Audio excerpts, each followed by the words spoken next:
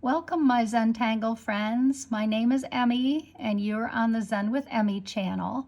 And I'm real excited to bring you another wonderful day in our gratitudes series. And today we're going to do a pattern called Make Believe.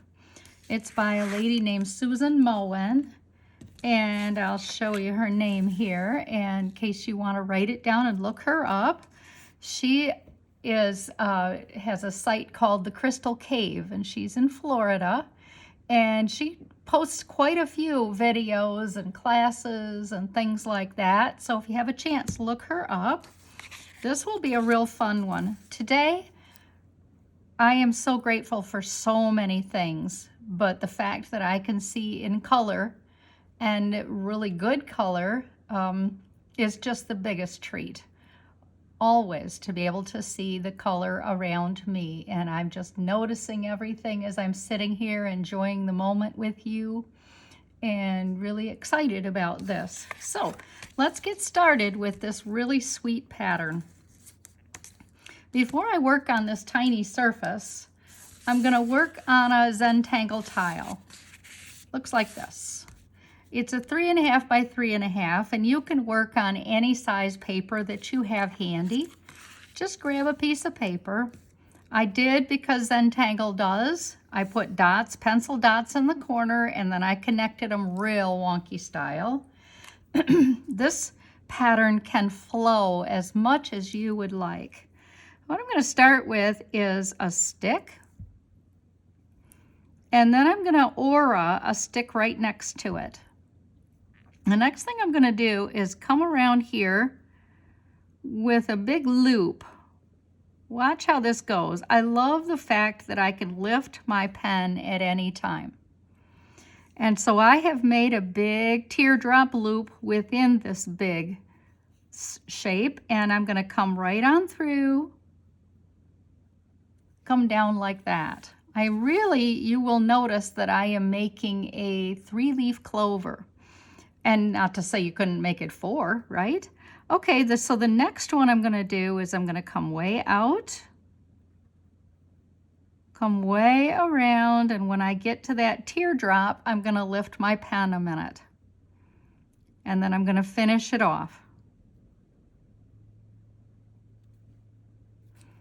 I'm going to turn so that my work is in front of me, and I'm going to aim for this area.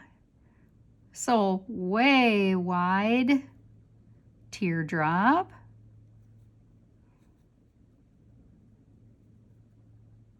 And I'm going to close this up. Watch what I'm going to do when I close this up. I kind of make it into a V here. So I connect the two. It would be almost impossible, I think, to get perfect aim there. And it doesn't seem like it's even needed for this to be fun. So the in and out the window is a lot of what Susan Moen does with this. So I'm going to make a smile and close it off kind of wide like that. I'm going to do this in each of the sections. Close it off. Do another one. As you can see, it more or less auras. And then I close it off. Again. Close it off. So I'm doing this 6 times all around this fun shamrock or 4-leaf clover. How pretty is this? So from here, she likes to do some other fun things. What she likes to do is come right off the stem here, go underneath, come through, and again, and come out and leave your pen hanging there a minute. Let's finish this off, the other side of the stem. Come through, underneath, it's coming underneath the whole time.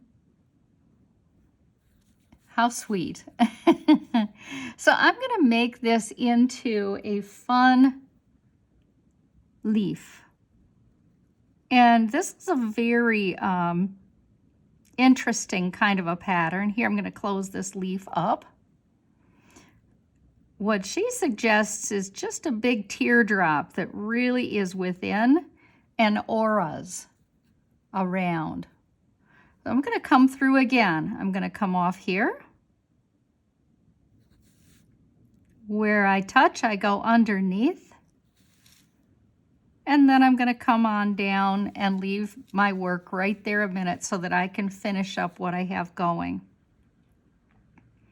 Now, if you want this to go on the outside, there's a couple of ways to do it. But what she suggests is that you get a white pen, and so that you darken it here instead of going underneath the thing, so that it would go out on one side, in on one, and out on the other.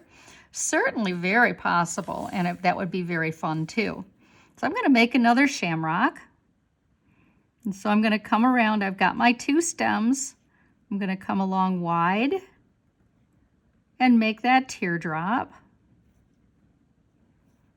Finish the teardrop off. We're going to make 2 more. Lift your pen when you get to that point so that you can eyeball where you want this to go. And come through. And now we're going to make our 3rd leaf. Teardrop. Think about it. Out the other side.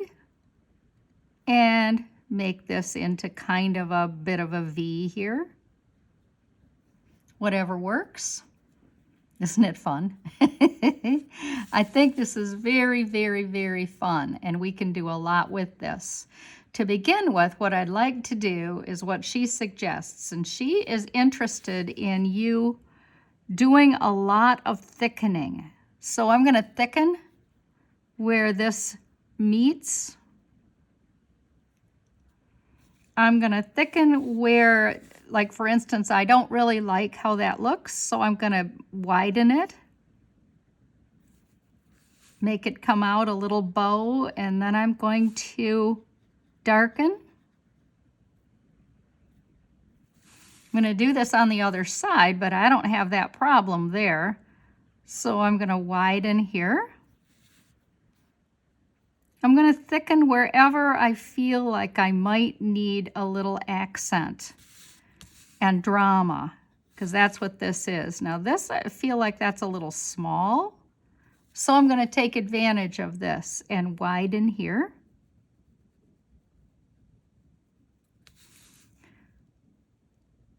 This is one definitely to keep if you have a holiday folder of patterns. I think that you could have a lot of fun with this coming next spring. Woohoo! Okay, Susan also suggests that on one side of this leaf, you thicken and darken. And if you happen to have your 05 handy or a black Sharpie, something dark, then go for it. And if you don't, well, no worries there. Where this meets, where the stem meets the other stem, she cuts that off right like that. She also does a lot of cutoff right in these corners here too, so that there's just a ton of whimsical drama here. Where I have this, where the stem meets the other stem, I'm going to take that corner right out of there. I'm going to do it on this side too. See where I'm thickening here? Where it goes underneath. And then I'm going to take a little bit of liberty here and make this a little darker. I hope you're enjoying this as much as I am. Anytime I cross a double line, I have to darken it, otherwise it'll be weird. So, and who wants that, right? So there's a lot of opportunities in this tile to darken what you have going on. Make your pattern come alive that way.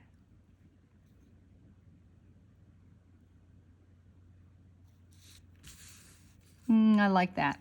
Okay, let's do the same thing on this sweet part here. Thicken and darken.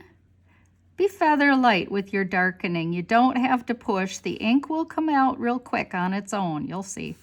You really don't have to push down, especially if you're using a micron pen, but just about any pen you have.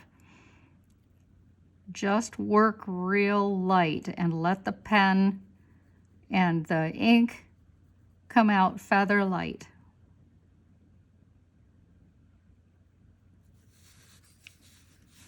I have a couple of more corners to do. Adding a bit of whimsy and rounding.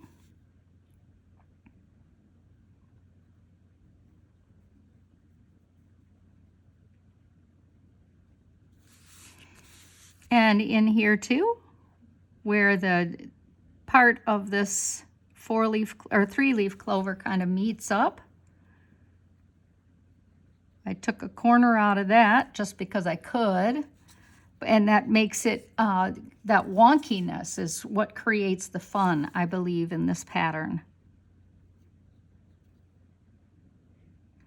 Anywhere you want to add a little drama, just enjoy the opportunity.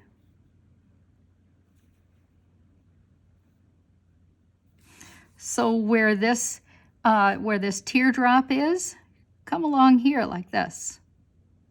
Make it a little more elongated with your ink. Let's do it again. This time I'm going to do the inside because I happen to think that's quite wide enough. So I'm going to do it this way this time. Let's see how this comes out. This is a little on the smallish side, so I'm going to come out on the outside of this one. Oh, it's so fun.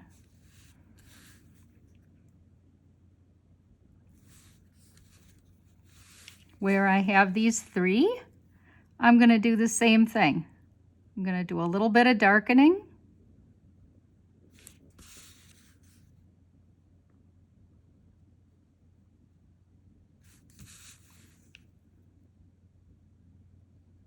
And just extend that teardrop a tiny bit more.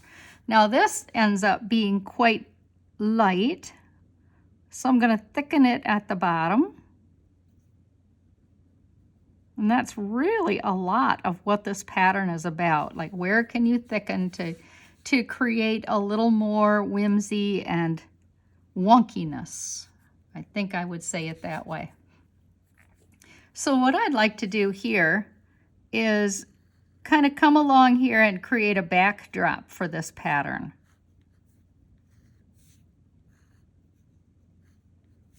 A dot dash.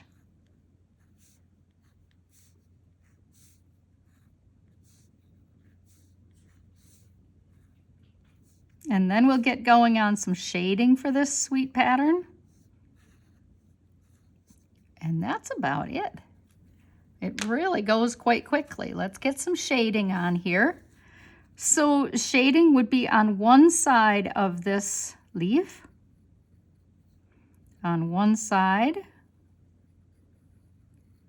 And I don't know if you can tell how dark I'm working, but I'm working very heavy.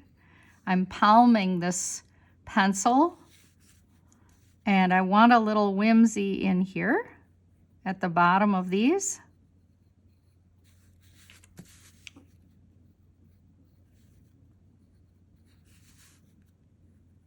Now it's always in the eye of the person who is doing the shading, so please know that if you don't see it my way, you're not getting it wrong, you're just doing it different. Shade around, and again. Let's have a look at what we have before I go any further with my shading. And I want to get a little bit, while I have this pencil in my hand, it is a little softer than your 2B, so it will act a little differently. And it will really soften up these lines wherever you are.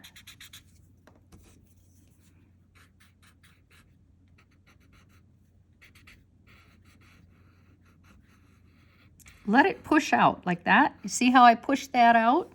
let it do that. That's part of shading in this case. You want that to have the illusion that it's going out forever. How fun. Okay. And I forgot to put these eyes in here.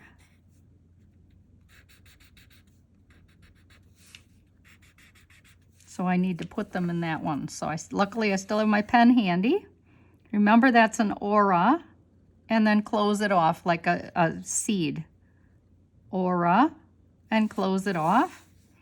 And this is more or less created, in my feeling, is so that you can add more of these cute patterns that might go behind.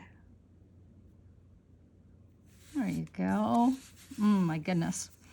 Somewhere on here, put your initials.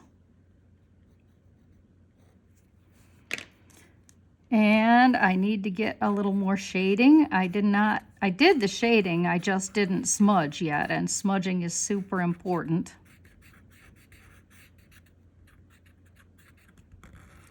Gives the illusion of laying on this paper, which is real important. How fun is this? I hope you liked it as much as I did. I will go ahead and do this on my own.